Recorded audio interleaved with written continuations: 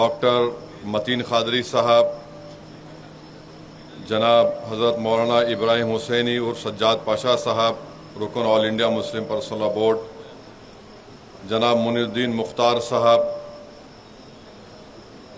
हज़रत मौलाना सईद कादरी साहब, जनाब खालिद मुबशर अल-ज़फ़र साहब, मुफ्ती मोहम्मद ज़ुबैर क़ासमी साहब, जमीयत उलमा हिंद, मौलाना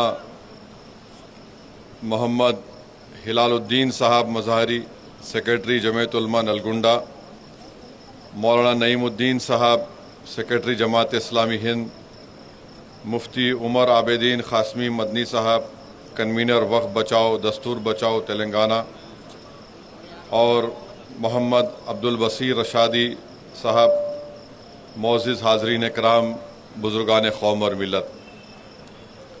मैं सबसे पहले आप तमाम का शुक्रिया अदा करता हूं कि आप लोग अपना कीमती वक्त निकाल कर आज के इस एहतिजाजी जलसे में आपने शिरकत की।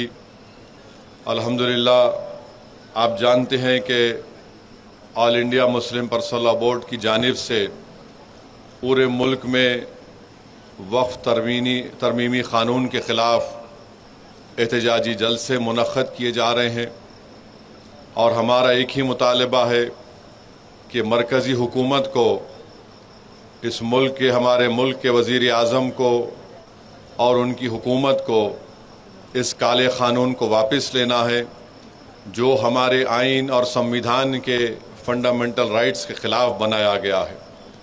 और हम अपने मुल्क के हमारे हिंदू भाई बहनों से, सिख भाई बहनों से और दीगर मज़ाहिब के मानने वाले तमाम अफराद से कहना चाहते हैं कि हमारा ये एहतजाज किसी मज़हब के ख़िलाफ़ नहीं है। हमारा एहतजाज इसलिए है कि हम ये बताना चाहते हैं कि हम अपने मज़हब के तरीक़े से और अपने मज़हब के बताए हुए रास्ते के तहत हम अपनी ज़िंदगी को गुजारना चाहते हैं। और जैसा कि आपने अभी सुना मुअज़्ज़िज़ उलमा इकराम के बसीरत व फ़रोज़ खिताबात के ज़रिए कि वफ़ मुसलमानों के लिए एक इबादत है। हमारे मुल्क के तमाम मज़ाहिब के मानने वालों को समझना ज़रूरी है कि हमारा देश भारत एक फूल के गुलदस्ते की तरह है और अगर एक फूल भी मुरझाया जाएगा तो गुलदस्ता नहीं कहलाएगा। हमारा मुल्क एक गुलदस्ते की तरह है और कोई बीजेपी आरएसएस के लोग अगर ये कहेंगे, आवाज़ नहीं आ रही, सबको आ रही, आवाज़ नहीं आ रही, हाँ आ रही मौलाना, दिल्ली तक पहुंच रही आवाज़ ये।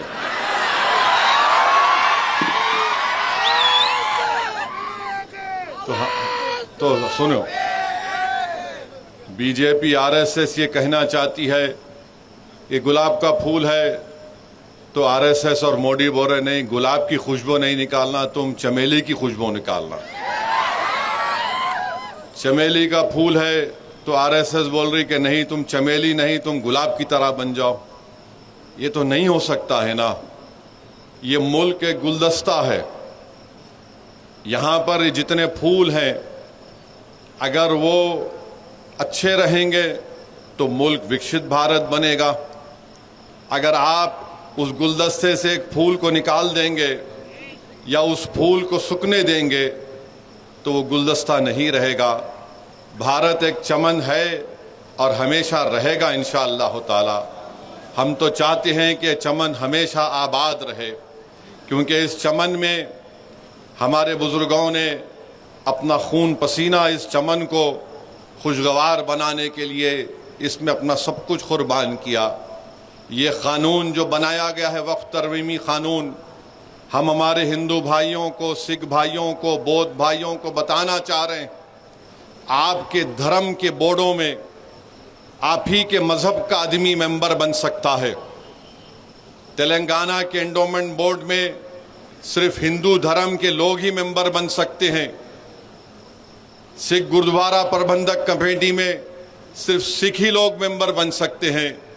भारत के मुसलमान ये कहना चाह रहे हैं कि जब आपके धर्म के बोर्ड में आपके मज़हब के मानने वाले ही मेंबर बन सकते हैं तो मुसलमानों के धर्म के बोर्ड में आप कैसे दो गैर मुस्लिम को मेंबर बनाना चाहेंगे?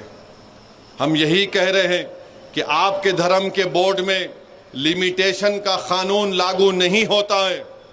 लिमिटेशन के कानून का मतलब यह है कि अगर नलगुंडे में किसी एंडोमेंट की या मंदिर की या मूर्ति की जायदाद पर अगर कोई कब्जा करके 25 साल से भी बैठा है तब भी वो मालिक नहीं बनता।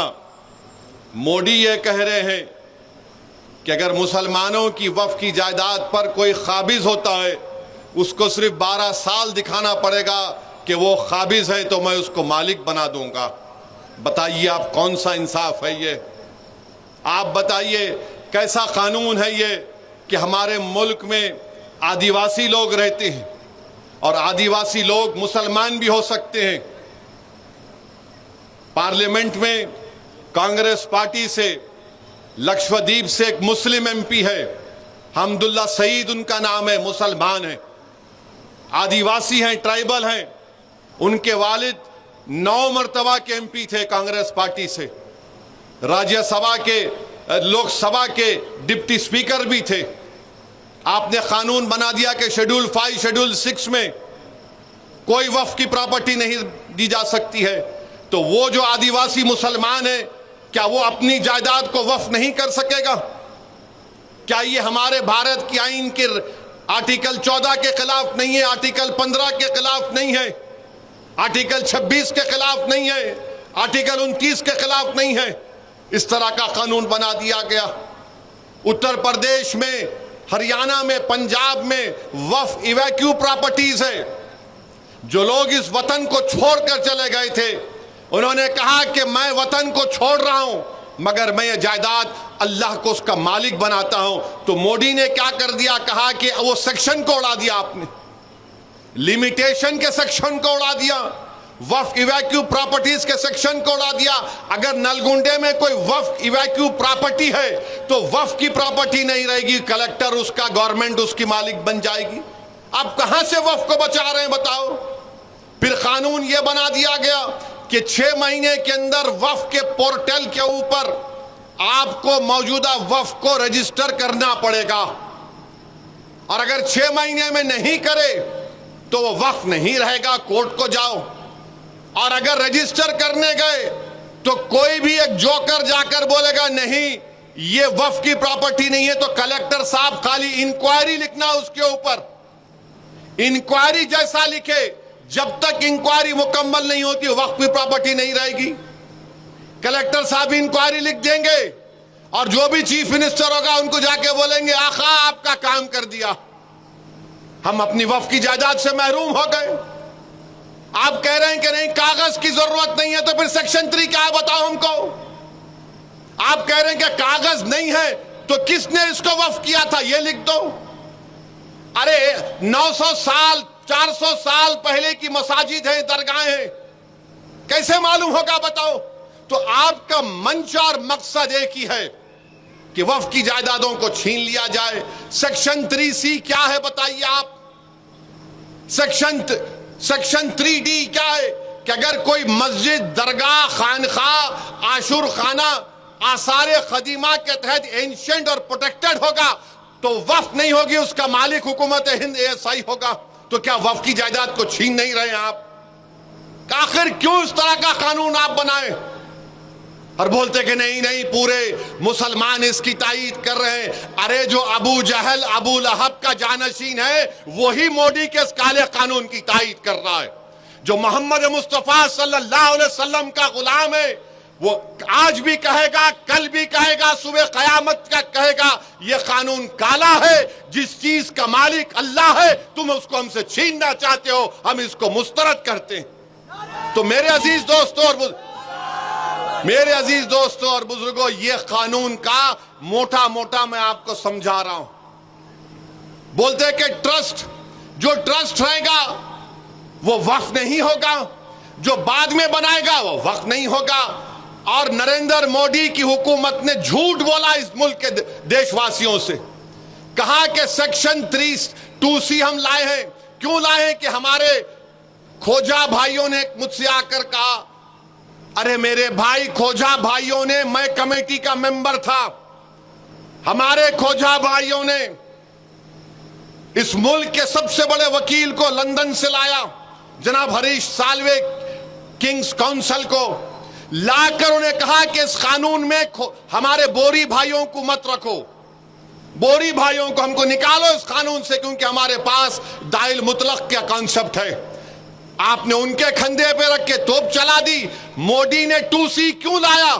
क्योंकि इस मुल्क का सबसे दौलतमंद आदमी ने बंबई में खोजा बरादरी के यतीम खाने को खरीद कर, गैर कानूनी तौर पर खरीद कर, जो वक्फ की जायदाद थी 20 या 22 करोड़ में, वहां पर उन्होंने अपना आलीशान महल बना लिया। तो आज मोदी बोलते हैं का बीजेपी वजीर, हमने खोजाओं को मेंबर बनाया। तुमने 2C इसलिए बनाया ताकि वो शख्स जो यतीम खाने पर अपना महल तामीर किया उसको फायदा हो जाए। ये इसकी हकीकत है इस कानून की। यह कानून वक्फ की जायदादों को बचाने के लिए नहीं बनाया गया है, यह कानून वक्फ की जायदादों को लूटने के लिए बनाया गया है। पूरे रूल मेकिंग पावर्स, इस कानून के रूल मेकिंग पावर्स हुकूमत हिंद बनाएगी। तो क्या करेगी रियासती हुकूमत? अचार डाल के बैठेगी? कानून बनाने का काम तो रियासती हुकूमत का, उसके रूल्स बनाने का काम आप पूरे वो भी अख्तियारात छीन लिए जो फेडरलिज्म के खिलाफ है। मोदी बोलते हैं कि मैं मुस्लिम बहनों का, बेटियों का भाई हूं। कहां के भाई हैं आप? वक्फ का औलाद है। अगर कोई नलगुंडे में यह डिसाइड करता है, फैसला करता है कि मैं अब जिंदगी के आखिरी मरहले में आ गया हूं, मैं अपनी पूरी जायदाद को वक्फ का औलाद करता हूं, इसका मालिक अल्लाह होगा और इस जायदाद से जो फायदा होगा मेरी औलाद को उससे फायदा होगा, तो मोदी फजीलतुल शेख है, हजरत मौलाना है। माने पूरे दुनिया के उलेमा एक तरफ, मोदी का इल्म एक तरफ। यकीनन हजरत इबलीस खुश हो रहे होंगे तुमको देखकर। क्या कह रहे हैं कि नहीं आप वक्फ औलाद कर सकते हैं मगर बच्चों का हक नहीं मारना। अरे तुम होते कौन हो? मेरी जायदाद है, मेरी जायदाद है, मैं अल्लाह को उसका मालिक बना रहा हूं। तो कहां बेटी, कहां भाई, कहां बाप, कहां मां? मैं इन सब के ऊपर अपने रब को मानने वाला हूं। मैंने कहा कि रब को मालिक बनाता हूं। तो मोदी बोल रहे नहीं, बेटी का हिस्सा नहीं मारना। अच्छा, वो जो बच्ची जब आप चीफ मिनिस्टर थे जिसका गैंग रेप उसके पड़ोसियों ने मिलकर किया था, उस बच्ची का जिसका नाम बिल्किस बानो है, आपकी हुकूमत ने, आपके होम मिनिस्टर ने, इस देश के होम मिनिस्टर ने उस बच्ची की अस्मत रेजी करने वालों को, उस बच्ची के सामने उसकी 6 महीने की बच्ची को जान से मारने वालों को आपने छोड़ दिया। सुप्रीम कोर्ट ने उस पर रोक लगाई। क्या मोदी और बीजेपी के लोग बिल्किस बानो की आंख में आंख डाल के बात कर सकते हैं? नहीं कर सकते आप। अरे ये हमारी जायदाद है। आइन, हमारे आइन में आर्टिकल 300 क्या है जो हमको इख्तियार देता है हम किसको भी दें। हमारे हिंदू भाई जानते हैं, अगर हमारे हिंदू भाइयों के पास सेल्फ एक्वायर्ड प्रॉपर्टी होगी तो वो अपनी किसी भी, अगर 2 औलाद है तो एक को पूरी जायदाद दे सकते, या उनको भी नहीं दे के मोहल्ले में किसी को दे सकते विल पावर के जरिए। तो विल पावर आपके पास, और हम अपनी जायदाद को अल्लाह को मालिक नहीं बना सकते। यह कानून मोदी हुकूमत ने बनाया है तो वक्फ को बर्बाद करने के लिए बनाया है। तो आपको और हमको इत्तेहाद को अपने मजबूत रखना है, मुत्तहिद रहना है। All India Muslim personal board जो भी प्रोग्राम देगा हम उस पर अमल करें और इंशाअल्लाह ताला हमारा एहतजाज जारी रहेगा। कानून को वापस लेना पड़ेगा। हम एहतजाज को खत्म नहीं करने वाले इंशाअल्लाह ताला। हम अपने वजूद को मिटने नहीं देंगे। बताइए आप, क्या बाकी रहेगा अगर मस्जिदें चली जाएगी, दरगाहें चली जाएंगी, खानकाहें वीरान हो जाएंगे तो क्या बचेगा? आप कलेक्टर को इतना अख्तियार दे रहे हैं। वक्फ बोर्ड तो इस कानून के तहत एक पोस्ट ऑफिस बन चुका है। अगर आज आप कोई प्रॉपर्टी देना चाह रहे तो कलेक्टर फैसला करेगा कि आप मालिक है या नहीं। बताइए फिर क्या रहेगा? इसीलिए मेरे अजीज दोस्तों और बुजुर्गों, ये काला कानून है, इसके खिलाफ एहतजाज करना है। और फिर आप जानते हैं कि बीजेपी की सरकार उत्तराखंड में यूनिफॉर्म सिविल कोड का एक बिल लाए हैं, कानून बना दिए वहां पे। अच्छा, ये कैसा कानून है? आप कानून उत्तराखंड में क्या लेकर आए? उसमें आपने एक एक्सेप्शन दे दिया। क्या एक्सेप्शन दिया आपने? कि हिंदू अनडिवाइडेड फैमिली पर यह कानून लागू नहीं होगा, आदिवासियों पर यह कानून लागू नहीं होगा। क्यों नहीं होगा भाई? कैसे नहीं होगा बताओ? हिंदू अनडिवाइडेड फैमिली पे कानून लागू नहीं होगा? अरे क्या कोई हिंदू अपनी शादी मुसलमानों के तरीके से कर सकता है? नहीं कर सकता। क्या एक मुसलमान हमारे को हिंदू भाई बहनों के तरीके से शादी कर सकता है? नहीं कर सकता है। आपका कानून के तहत आप अपनी जिंदगी और अपनी शादी और अपनी मौत के तरीकों को अपनाएंगे, अपनी जायदाद के बंटवारे को तरीका अपनाएंगे। मैं अपने तरीके से मुसलमान हूं, मगर मोदी बोलते नहीं। फिर आप एक्सेप्शन देते हैं उसमें कि हिंदू अनडिवाइडेड फैमिली पर उत्तराखंड में आप बताइए, अगर मैं तलाक देना चाह रहा हूं तो मैं अपने तरीके से दूंगा। मोदी बोल रहे नहीं, तलाक इस तरीके से देना जैसा मैं बता रहा हूं। अरे भाई ये तो बताओ भाभी कहां है फिर? मैं उनको नहीं बोल रहा हूं, मैं बोल रहा हूं आपको। मैं आज तकरीर के आखिर में बोलूंगा भाभी का मतलब क्या भी नहीं। मौलाना बैठे हुए हैं। उत्तराखंड का यूसीसी दफा 25 की खिलाफ वर्जी करता है। क्या हमारी शादी हमारे मजहब से अलग है क्या? बताओ आप। अच्छा, कोई मजहब के मुताबिक नहीं करना चाह रहा, जाओ, स्पेशल मैरिज एक्ट है, स्पेशल मैरिज एक्ट है। जायदाद आप इस्लामी तरीके से नहीं देना चाह रहे, इंडियन सक्सेशन एक्ट है, जाओ। एडॉप्शन करना चाह रहे आप, जाओ, एडॉप्शन एक्ट है, ये सेकुलर एक्ट है, उसको इस्तेमाल करो ना। यूसीसी तो इस मुल्क में 3 कानून है, मगर नहीं, आप उसको चेंज करना चाहते हैं। तो उत्तराखंड का यूसीसी आर्टिकल 25 के खुली खिलाफवर्जी करता है। अच्छा, आर्टिकल 25 क्या बोलता है? हर एक को जमीर की आजादी है, जमीर की आजादी। कोई बोलेगा कि नहीं, मैं शादी नहीं करके, हम बालिग हैं, हम औरत और मर्द हैं, हमारा जमीर हमको कहता है हम शादी नहीं करेंगे, कानून इजाजत देता है। मेरा जमीर यह बोलता है कि तुम किसी गैर महरम को हाथ भी नहीं लगा सकते जब तक तुम निकाह नहीं करते, ये हमारा जमीर है। तो जमीर का एक हो सकता है किसी का? बताइए आप, नहीं हो सकता है। तो ये उन्होंने ये कर दिया।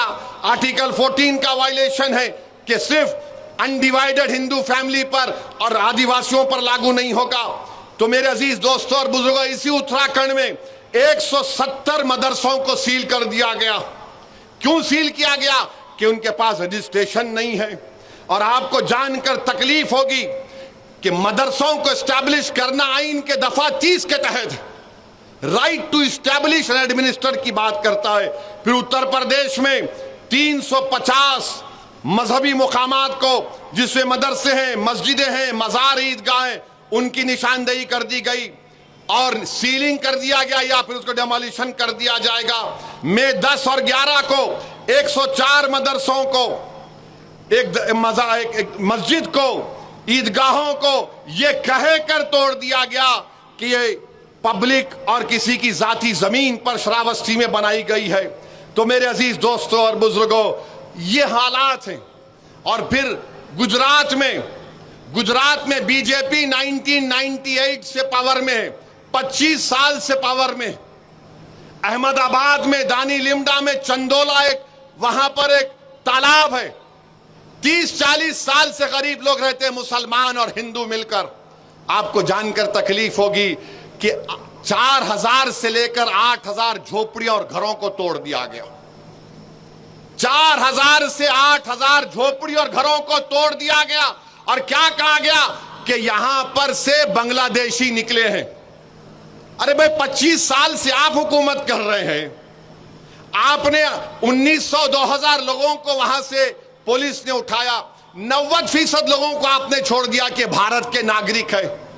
मगर आपने 4000, मीडिया के रिपोर्ट्स है, 4000 से लेकर 8000 के दरमियान झोपड़ी और घरों को तोड़ दिया। बताइए कहां जाएंगे ये गरीब? इस देश में गरीबों का क्या होगा? क्या क्या गरीब अगर मुसलमान है, हिंदू है, दलित है, बैकवर्ड क्लास है, आज वो दलित रोड पर है? बांग्लादेशी क्या करना है? अच्छा, अगर बांग्लादेशी है तो फॉरेनर्स ट्राइब्यूनल क्यों है? 25 साल से आप हुकूमत में है। मैं पढ़ पढ़ कर तकलीफ होती है कि उन पर क्या गुजर रही होगी। बहरहाल मेरे अजीज दोस्तों और बुजुर्गों, क्योंकि हमको सदर all India Muslim personal law board को भी सुनना है, मैं आखिर में सिर्फ आपसे यह भी कहूंगा कि आप मुत्तहिद रहिए, यकीनन अपने अपने मसलक पर रहिए, मगर याद रखिए निफाक, और अगर निफाक कोई पैदा करना चाहता है तो उनसे होशियार रहिए। मुझे मालूम हुआ कि नलगुंडे में बाज लोग ये उम्मीद कर रहे थे कि बारिश होगी तो जलसा नहीं होगा। प्यारे, बारिश नहीं हुई है। अब जो आवाम देख ली, अब तुम पे जब बारिश होंगी आवाम की, तो जरा तैयार रहना वो बारिश के लिए भी। मेरे अजीज दोस्तों और बुजुर्गों, अपनी मस्जिदों की हिफाजत करिए, मस्जिदों को आबाद रखो, अपने खानखाहों को आबाद रखो, अपने दरगाहों को बचाओ, इबादत गाहों को बचाइए। और याद रखिए कि गज़ा में पिछले 2.5-3 महीने से कोई खाना गज़ा के फलस्तीनियों के पास नहीं है। 4,80,000 लोग भूखे हैं, जिसमें 70,000 बच्चे हैं और 17,000 हमारी बेटियां हैं। कोई खाना नहीं है उनके पास। वाह रे तहजीबी दुनिया, वाह ये मगरिबी दुनिया जो सारी दुनिया को दर्स देती है ह्यूमन राइट्स का।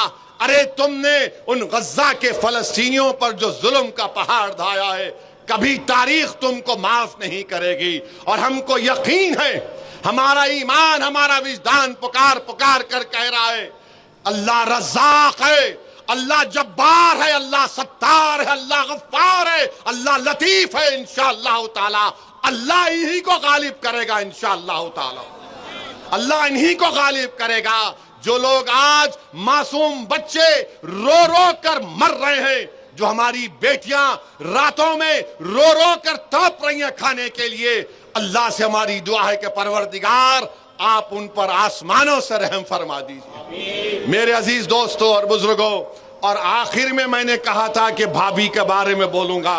हजरत माफी चाहता हूं, जरा बाजू जा रहा हूं।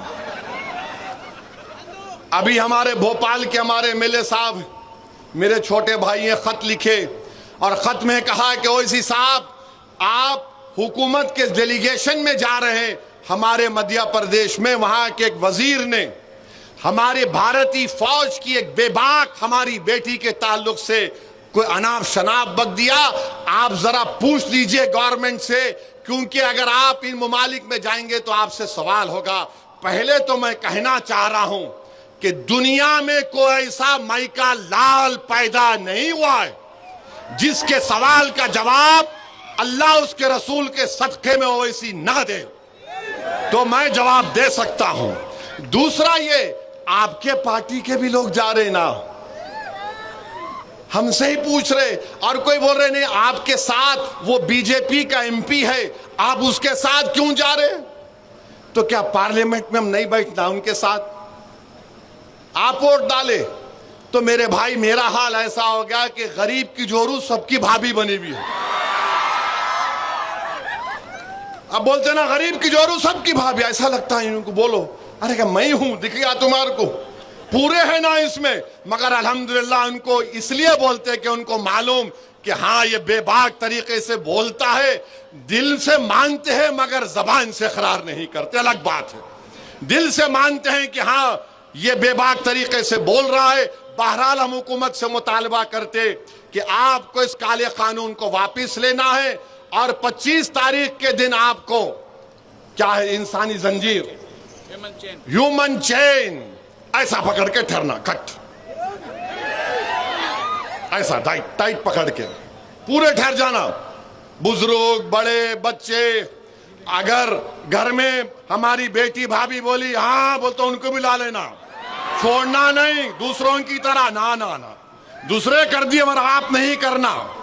ये वक्फ का मामला है, मुत्तहिदा तौर पर अपने इस एहतजाज में शामिल होइए और इसको कामयाब करिए। वाखिर दावाना अल्हम्दुलिल्लाहि रब्बिल आलमीन।